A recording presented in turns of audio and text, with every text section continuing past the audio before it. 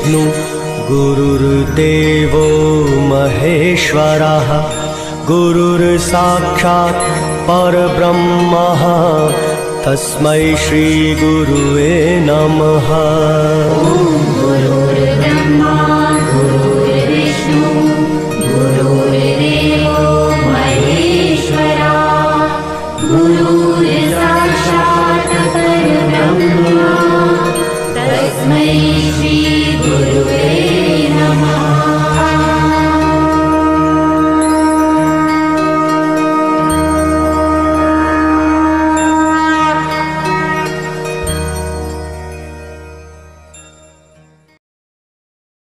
शब्द त्याच्यावर मागचे विषय होऊन गेले पण तुमच्या लक्षात नाही. व्यवहारिक शब्द, वैदिक शब्द, व्यवहारिक वैदिक शब्द आणि सोळ बौद्धिक वैदिक शब्द किती रंग साहित्य हा विषय सुजादी कोणता असेल हाय कोणते तर कोंडली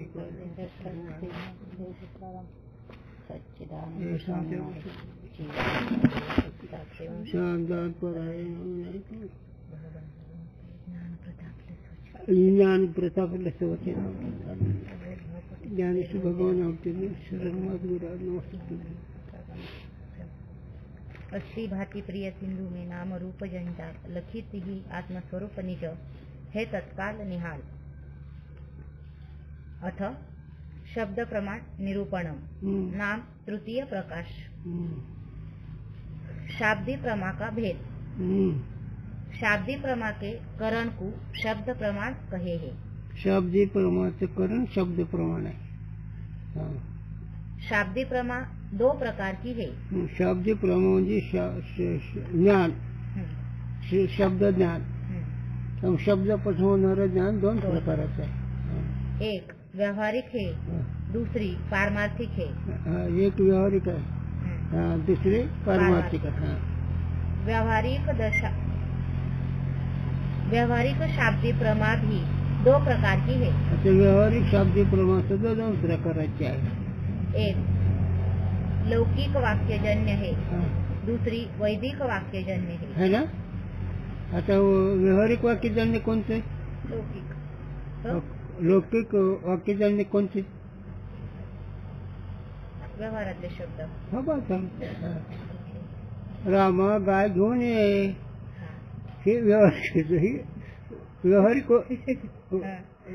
लौकिक जन्य शाब्दी प्रमा वैदिक वाक्य ते जाय पुढे ते मला माहित आहे पण ते पुढे आहे। नीलो घटहा हे व्यावहारिक झालं इत्यादी लौकिक वाक्य है। लौकिक झालं वज्रहस्ता पुरंदरः इत्यादी वैदिक वाक्य हे व्यावहारिक वैदिक। वज्र हस्त पुरंदरा ज्याच्या हातात वज्र आहे असा तो इंद्रिय आहे पण वैदिक आहे पण व्यावहारिक आहे। वज्र हस्त पुरंदरा म्हणजे ज्याच्या हातात वज्र आहे असा तो इंद्रिय पण वैदिक आणि ते नीलघट आहे व्यावहारिक। मग याच्यात दोन प्रमा झाले का नाही? एक व्यावहारिक लौकिक प्रमा झाली आणि एक वैदिक व्यावहारिक प्रमा झाली। ते वज्र हस्त पुरंदरा पुरंदर इंद्रिय नाव। पदन के समुदाय को वाक्य कहे है। पदाच्या समुदायाला वाक्य म्हणायचं। आता पद समुदाय कशाला म्हणते पुढे का सांगू? है ना। अर्थ वाला जो वर्ण अथवा वर्ण का समुदाय तो पद कहिए है। किती उघड आहे रे किती उपयोगाला पडेल परमार्थाला पडेल आमच्याकडे पण पडेल। वर्णाच्या समुदायाला पद म्हणायचं। वर्ण कोणते? ककाराधिक नाही झालेलं बरोबर आहे ना रे। उघड येड सोंग घे जाऊन माणसाने चला। अकाराधिक वर्ण भी विष्णु आदिक अर्थ वाले है। अकाराधिक वर्ण ही विष्णु आदिक अर्थ वाले है। विष्णु आदिक बरोबर नारायण आदिक पदन में वर्ण का समुदाय अर्थ वाला है। नारायण हे वर्णाचे समुदाय अर्थ आहे। व्याकरण की रीति से नीलो घटहा इस वाक्य में दो पद है। आता व्याकरण दृष्टीने नीलो घटा याच्यामध्ये दोन पद आहेत। और न्याय की रीति से चारी पद है. न्यायाच्या दिशेनं हे वर्णाला पद म्हणा आणि त्यांनी 2 वर्णाचं एक पद केलं. हाँ. व्याकरणामध्ये 2 वर्णाचं एक पद असतं आणि याने वर्णाला पद म्हणले. कोण? न्याय. और व्याकरण के मत में भी अर्थबोधक का चारी समुदायन में है पद चारी नहीं. आता चारी वर्णामध्ये अर्थाचा बोधक आहे, परंतु चारी वर्ण हे पद नाही व्याकरणाच्या दृष्टीनं. शाब्दिक प्रमा का प्रकार. आता शाब्दिक प्रमा म्हणजे शब्द ज्ञान, त्याच्यात किती प्रकार आहेत, किती भेद आहे त्याच्यात. शाब्दिक प्रमा का यह प्रकार है. नीलो घटः या वाक्य को सुने तब श्रोता को सकल पदन का श्रवण साक्षात्कार होवे है. आता नीलो घट हे म्हणल्यानंतर सगळे पदार्थ त्याला ऐकायला येतं, साक्षात्कार होतो. साक्षात्कार होऊन ऐकायला येणंच की. पदन के साक्षात्कार से पदार्थन की स्मृती होवे है. आणि पदाच्या साक्षात्काराने पदार्थाची स्मृती होते का नाही. शंका. पदन का अनुभव पदन की स्मृति का हेतु है. आता पदार्थाचा अनुभव का पदाचा पदन का पदार्थाचा अनुभव आहे, तो अनुभव स्मृतीचं कारण आहे. और पदार्थ का अनुभव पदार्थ की स्मृति का हेतु है. आणि पदार्थाचा जो अनुभव आहे तो पदार्थाच्या स्मृतीला कारण आहे. पदार्थाचा अनुभव पदार्थाच्या स्मृतीला कारण आहे, पदार्थाचा अनुभव पदार्थाच्या स्मृतीला कारण आहे.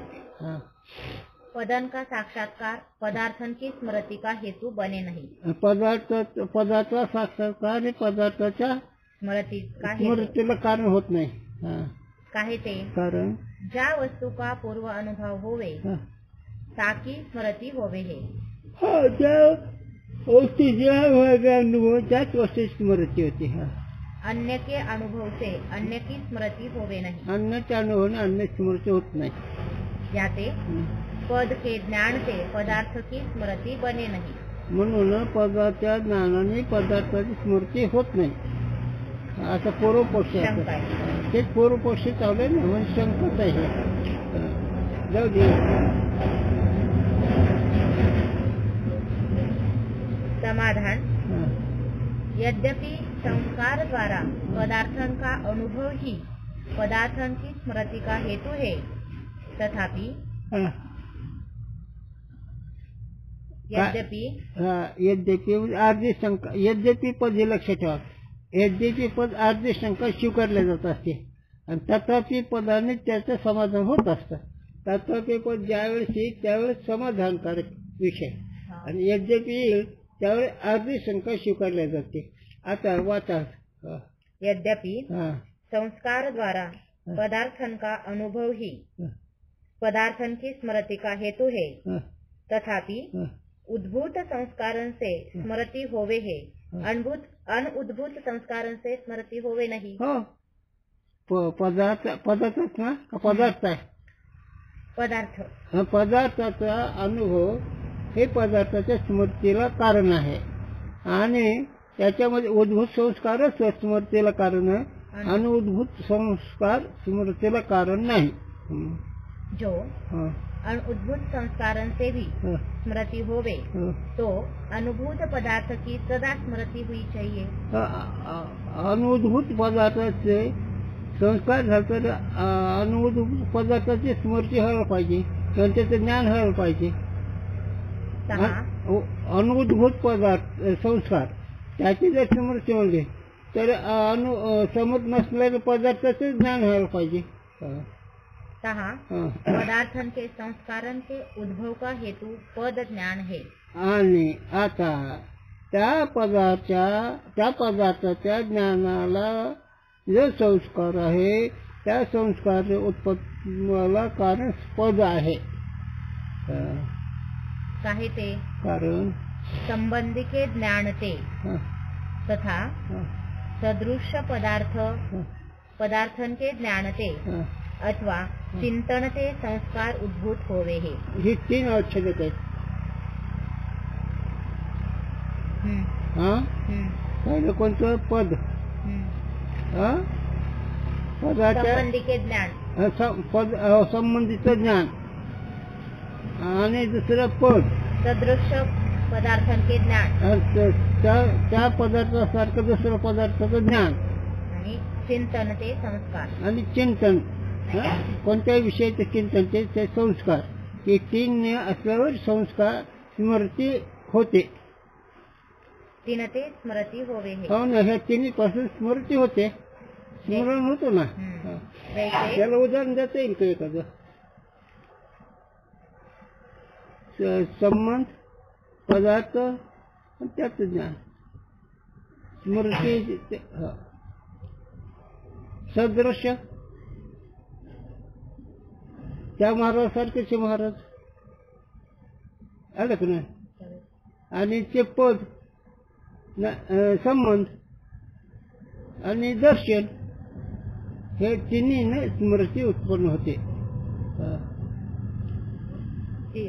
जैसे पुत्र को देखी के पिता की और पिता को देखी के पुत्र की स्मृती होवे हे. ह्या दोघं संबंध आहे ना पुत्राला पाहून पित्याची पित्याला पाहून पुत्राची या दोघं संबंध आहे म्हणून स्मृती होते. संबंधी का ज्ञान संस्कारण के उद्भव का हेतु है. त्याचं संबंधाचं जे ज्ञान आहे त्याचे संस्कार कारण त्याला. तैसे एक तपस्वी को देखी के पूर्व देखे अन्य तपस्वी की स्मृती होवे हे. एका तपस्वीला पाहून मागचे एखाद्या तपस्वी पाहिजे त्याचं स्मरण होतं. संस्कार का उद्बोधक सदृश्य दर्शन है. आता तिथं संस्कार उद्भूत व्हायला सदृश्याचं दर्शन आहे सारखं सदृश्य सारखं. जहाँ एकांत में बैठी के अनुभूत पदार्थन का चिंतन करे तासे अनुभूत पदार्थ की स्मृती होवे हे. एखाद्या वर्षी एखाद्या निवांतपणे चिंतन करावं तर जे काही अनुभूत पदार्थ आहे अनुभूत संस्कार आहे ते प्रगट होतात चिंतन एकांत बसल्यावर. संस्कार का उद्बोधक चिंतन है. आता तिथे संस्कार कसे निर्माण होतात चिंतनाने. इस रीति से एक मिनिट तुम्ही आता तुमच्या परीक्षेचा विषय चालू आहे एकांत एकाग्र चित्ताने तुम्ही विचार करता मग संस्कार उत्पन्न होतात का नाही झालेल्या विषयाचे. मग चिंतनाने अनुभूत आता ज्यावेळेस समोर त्या झालेल्या विषय स्मृती होती तर ते झालेल्या विषय स्मृती होते पण त्याचे उद्भूत अनुभूत संस्कार आहेत पण त्या चिंतनाने त्या झालेल्या विषय स्मृती होती पण चिंतनाने अनुभूत संस्कार त्याचे उत्पन्न होतात चिंतनाने. इस रीति से संबंधी ज्ञानाधिक संस्कार के उद्बोध द्वारा स्मृति के हेतु है. असे स्मृती संबंध सदृश्य हे त्याचे उत्पन्न संस्कार उत्पन्न करण्याचे कारण आहेत. और संस्कार की उत्पत्ति द्वारा समान विषय पूर्व अनुभव स्मृति का हेतु है. आणि काय पण संस्कार की उत्पत्ति द्वारा संस्काराच्या उत्पत्तीच्या द्वारे समान विषयक पूर्व समान विषय सारख्या विषयाचे त्याचे पूर्व पाहिलेला अनुभव स्मृती का हेतु है. पूर्व समान पदार्थाचा अनुभव असणारा तो स्मृतीचं कारण आहे. याते म्हणून पदार्थांका पूर्व अनुभव तो पदार्थ विषयक संस्कार की उत्पत्ति द्वारा हेतु है. म्हणून अशा रीते ते पदार्थ पाहिले ते संस्कार उत्पत्तीद्वारे कारण आहे. माग पदार्थ पाहिलेला तेव्हा महागच्या पदार्थाचा अनुभव. और पदार्थन के संबंधी पद है. आणि त्या पदार्थाच्या संबंधीचे पद आहेत कारण ते पद त्याच पदार्थाचा संबंधी असेल तरच त्या पदाकडून स्मृती एक होईल त्या पदार्थाची किंवा त्या पदार्थाचं ज्ञान होईल. म्हणून पदार्थाचा विचार चांगला करणं गरजेचं आहे. याते पदार्थन के संबंधी जो पद जिनका ज्ञान संस्कार के उद्बोध द्वारा पदार्थ की स्मृति का हेतु है. अशा रीतीनं पदार्थाचा जो पद आहे ते पदार्थ त्या पदार्थाचे संस्कार उत्पत्तीला कारण आहे. याते म्हणून पदन के ज्ञानते पदार्थ की स्मृती संभवे है. म्हणून पदाच्या ज्ञानाने पदार्थाची स्मृती होते. होते. संभवे है. संभव म्हणजे होत शक्यता. म्हणजे पदार्थ ज्ञान गरजेचं आहे. ते कसं एखादं उदाहरण पदार्थ ज्ञान स्मृतीला कारण आहे. एखादं उदाहरण ते उदाहरण जाते निलोघटाही झालं. पण पूर्वी पदार्थ ना ते बरोबर आहे. निलोघटा ही पद आहे ना. आता निलोघट हे इथं समोर जर नसला तर त्या पदार्थाची स्मृती होती आणि तोच पदार्थ समोर आहे. पदार्थ उच्चार केल्यानंतर संस्कार उद्भूत होऊन स्मृती होऊन त्या पदार्थाचं ज्ञान होतं. पण पदार्थ समोर असला तर नाहीतर नुसते स्मृती होती.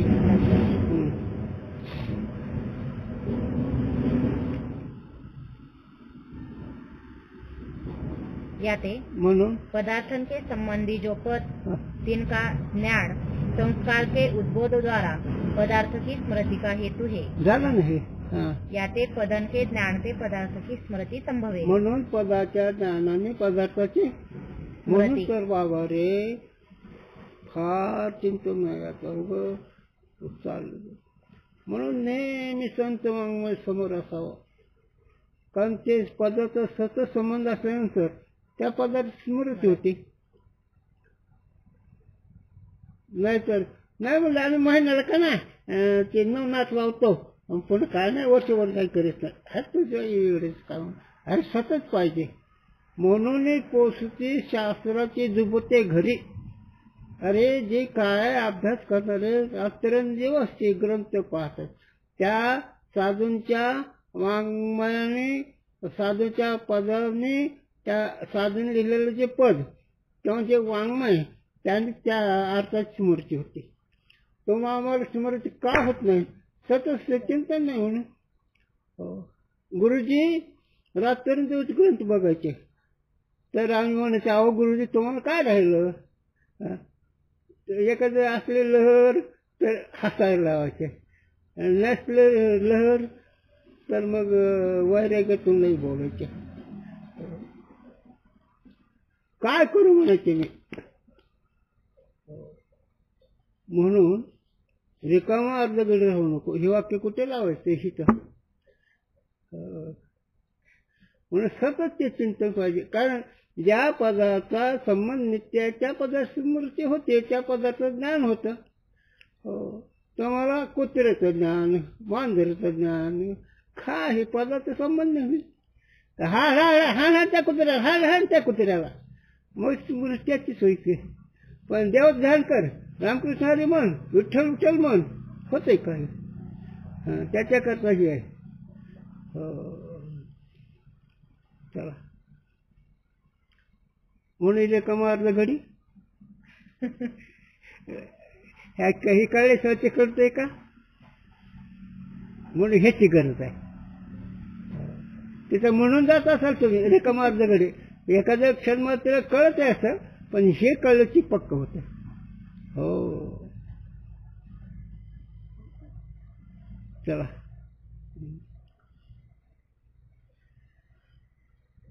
जहाँ एक संबंधी के ज्ञानते अन्य संबंधी की स्मृती होवे. आता एका संबंधीचे ज्ञान दुसऱ्याचं ज्ञान होतं. तहा दोनों पदार्थन के संबंध का जाकू ज्ञान होवे ताकू एक के ज्ञान से दूसरे की स्मृती होवे है. हो एकाचं ज्ञान दुसऱ्या स्मृतीची. दोन पदार्थ संबंध आहे. दोन पदार्थ संबंधाच्या संबंध ज्ञान आहे. पण एका पदार्थ संबंध झाला त्या संबंधाच्या त्या ज्ञानाने दुसऱ्या पदार्थाचं ज्ञान होतं. बरोबर आहे ना.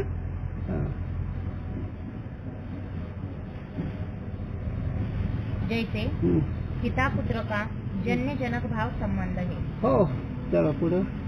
जाकू जन्य जनक भाव संबंध का ज्ञान होवे ताकू एक के ज्ञान ते दुसरे की स्मृती होवे है ना. या दोघांचा संबंध ज्ञान असल्यानंतर दुसऱ्याचं ज्ञान होतं. जाकू जन्य जनक भाव संबंध का ज्ञान नहीं होवे ताकू एक के ज्ञान के दूसरे की स्मृती होवे नाही. ज्याला संबंध ज्ञान नाही त्याला जरी त्याचं ज्ञान झालं पदार्थ तर त्याची स्मृती होत नाही. तैसे पद अर्थ का जो आपस में संबंध ताकू वृत्ती कहेही. सांगा त्याला तुम्ही सांगा ती वाक्य सांगा. जाकू पद अर्थ का जो आपस में संबंध ताकू वृत्ती कहेही. हो ना सांगा ना मग. पदाचा अर्थाशी जो संबंध आहे त्या संबंधाला वृत्ती म्हणायचं. पदाचा अर्थाशी जो संबंध आहे त्या संबंधाचं ज्ञान जे आहे त्याला वृत्ती म्हणावं. संबंधाला वृत्ती म्हणावं. पदाचा अर्थाशी जो संबंध त्या संबंधाला शक्ती वृत्ती म्हणतात, लक्षण वृत्ती म्हणतात. 6व्या प्रकरणामध्ये शब्द शिकतो विचार झाला. त्याच्यात हितून महत्वाचा विषय. आतापर्यंत तुम्हाला उदाहरणाने विषयाची दिशा दाखवली. आतापर्यंत तुम्हाला व्यावहारिक दृष्टांत दिले. त्या व्यावहारिक दृष्टांताने स्मृतीचं कारण सांगितलं, स्मृतीचं उद्भूत कारण सांगितलं, सदृश्य दर्शन सांगितलं. आता हे सगळं सांगितल्यानंतर एक महत्वाचा दृष्टांत दिला संबंधाचा. तो संबंधाचा दृष्टांत दिला पिता पुत्राचा. याचा संबंध निश्चित ठरलेला आहे. बाकीच्या मध्ये इतका संबंध निश्चित नाही. आता हे जसं पिता पुत्राचा संबंध आहे त्याप्रमाणे पद आणि पदार्थाचा संबंध ही वृत्ती आहे. मग त्याला ज्ञान म्हणायचं. काय म्हणायचं त्याला? ज्ञान म्हणायचं. पदाचा अर्थाचा जो संबंध ते संबंध करणं म्हणजे ते ज्ञान झालं. आणि पदाचा अर्थ संबंध असं ज्ञान होत नाही. हो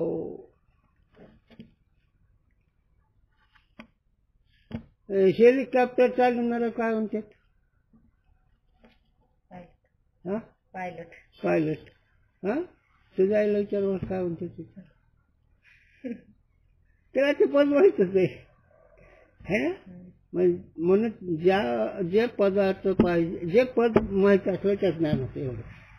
आणि याला एकच कारण आहे इतकं सांगायला. तुम्ही संत मागून काय पाहूच नका ही त्याचा अर्थ आहे शेवट. त्याच्या वृत्तीवर जागृत राहणारच नाही. त्याच्या एकदम त्या एकदम मग दूध का कुत्ता घर का घाट का. म्हणून एक वही आहे चिंतन सांगतो.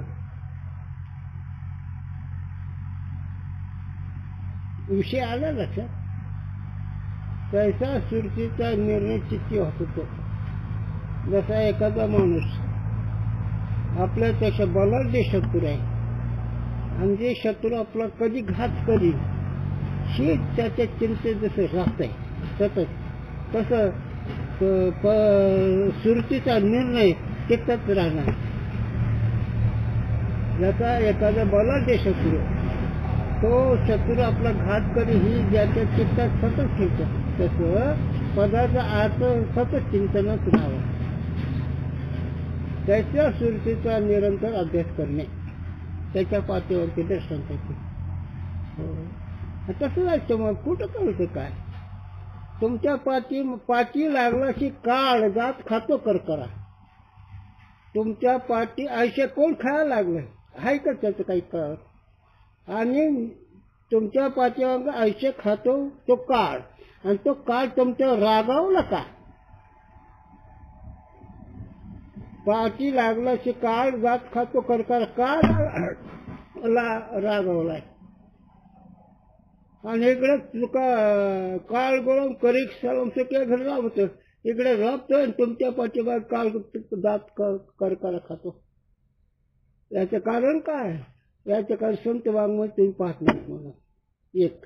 संत वाङ्मय म्हणजे काय आहे तुमच्या कर्तव्याची तुमच्या देहाची तुमच्या आयुष्याचे मोलमाप दाखवतं. ते तुमचं आयुष्य काय तुमचीच आहे. तुमचा देह काय तुमचीच आहे आणि तुमच्या देहाचं कर्तव्य काय हे दाखवतो. संत वाङ्मय पाहते. म्हणजे पदार्थ आणि पदार्थ अर्थाचा जो संबंध त्याला वृत्ती म्हणावं, त्याला ज्ञान म्हणावं. वृत्तिरूप जो पद, वृत्तिरूप जो पद अर्थ का संबंध, ताका जाकू ज्ञान होवे, ताकू पद के ज्ञानते अर्थ की स्मृती होवे हे. हो ना, पदार्थ अर्थाचं झालं ज्ञान, त्याच्या पदार्थ कोणत्या अर्थात ज्ञान होतं, ओळख आहे ना. पदार्थ अर्थाचा जो संबंध आहे ना, तर त्या पदार्थ अर्थाचा संबंध त्या पदार्थाचं ज्ञान होतं. आता पदार्थ अर्थाचा संबंध जो आहे त्या संबंध ज्ञान असल्याने त्या पदार्थात स्मृती होते. पद और अर्थ का जो वृत्तिरूप संबंध, ताके ज्ञान रहित को पद के ज्ञानते अर्थ की स्मृती होवे नाही. कसं होईल, संबंधाचं ज्ञानच नाही तर. हो सांगतो तुम्हाला.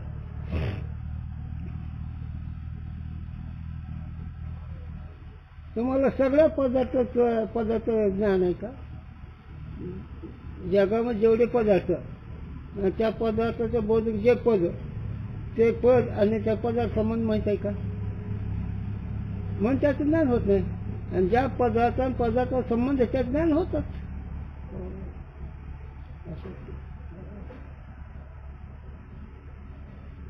उघडं नाहीत का एवढं, तर तांगेच का नाही. पदार्थ आठवा संबंध असला ते ज्ञान होतं एवढंच, आणि पदार्थ आठवाचा संबंध माहीत नसला की ज्ञान होत नाही. का बरं? ऐका नाही, तुम्हाला व्यावहारिक पद आणि पदार्थाचं ज्ञान आहे. तुम्हाला पारमार्थिक पद कमी आहेत किंवा काहीला नाहीतच. मग ज्याला पदार्थ काही संत वाङ्मयाच्या कानावर नाही त्याला काय ज्ञान होईल, आहे का नाही? म्हणून संत वाङ्मयाचं सत्य अवलोकन केलं, त्या पदाच्या अर्थाची वृत्ती होती आणि पदार्थ अर्थाचा संबंधही कळतो. हो, म्हणून सर्व सुख गोडी शाहीशास्त्र म्हणून बाबा रे ही ऐकावं, ही उलट तुम्ही ही जर भगवंतांनी या ग्रंथाची किंवा भगवंताची जर तुम्हाला कृपा झाली ना, तो व्यवहारात हातचा मळ होईल. ही व्यवहार कसाही असला तर हातचा मळ होईल, तो व्यवहार तुम्हाला आनंदाचा साधन होईल. नाहीतर हे जर तुम्हाला तुमचं स्वरूप ज्ञान असेल, व्यवहार असून तुम्हाला चिंता नव्हतं लागतो. अनुकूल व्यवहार असतो दे. आज सकाळी मला त्या बिल्लरीची आठवण झाली. 46,000 कोटी, किती? 46,000 कोटी द्रव्याचा मालक, आणि हाय करून मिळाला.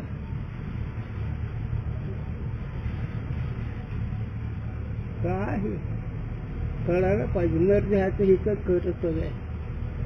आमची तळमळ आहे, भगवंताला माहिती आहे, पण आता विलाज नाही.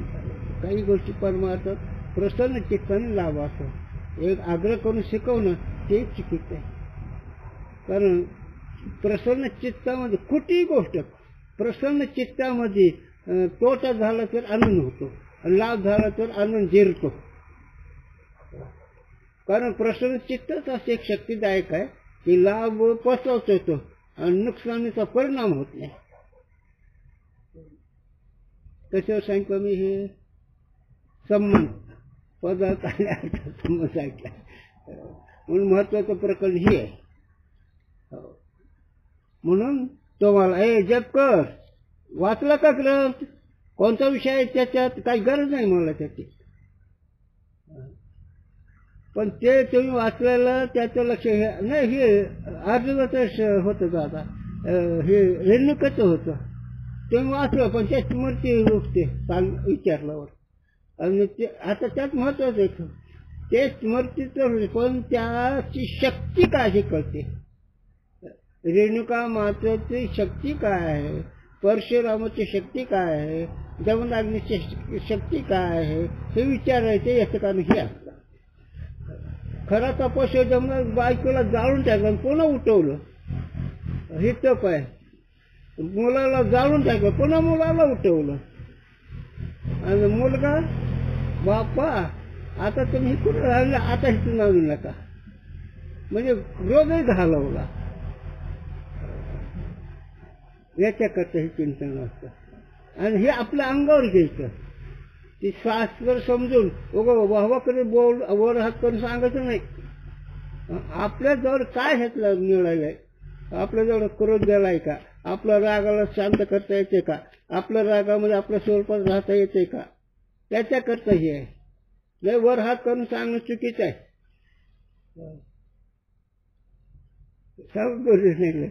एक एवढं वाला एक गुरुने सांगितलं वर हात केला मग ते म्हणतो माझ्याजवळ काही नाही, तुम्हाला सांगतो आता. तसं नाही इथं. हो, म्हणून सतीचं वाण घेता येत असतं, पण सती जाणं महत्वाचं आहे. ज्ञानोबाच्या 8व्या अध्यायात हा विषय आलेला आहे. सगळे पांडुरंगाकडे जातात का नाही? सतीचं वाण घेतल्याकडे देव कोणाला बोलले? इथं सतीचं वाण, इथं सती गेली.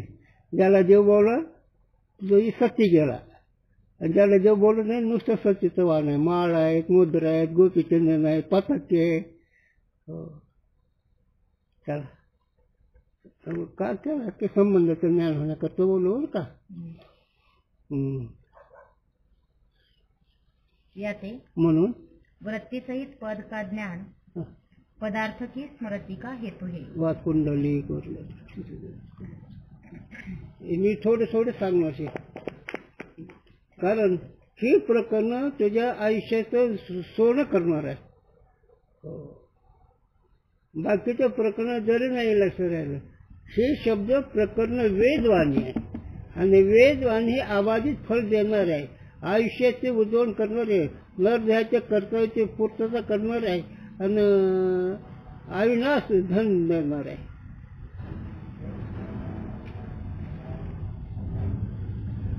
कारण थोडं सांगितलं म्हणजे मला बरं पडत, मला ताण होत नाही ना मनाला. नाहीतर एखादं रागात फांदळ म्हणजे काही त्या शब्दाच्या शक्तीवरती बोलून जाईल ते नाराज होतात. त्याच्यामुळं घेऊन सांगतो आम्ही. हो ना, एखाद्या शब्द शक्तीवरती परिणाम करू शकते ना. काही साधक म्हणले तेवढून त्यांना का आम्हाला जाऊ देव भेटले एक शब्द प्रकरण परमात्माचं साधन आहे.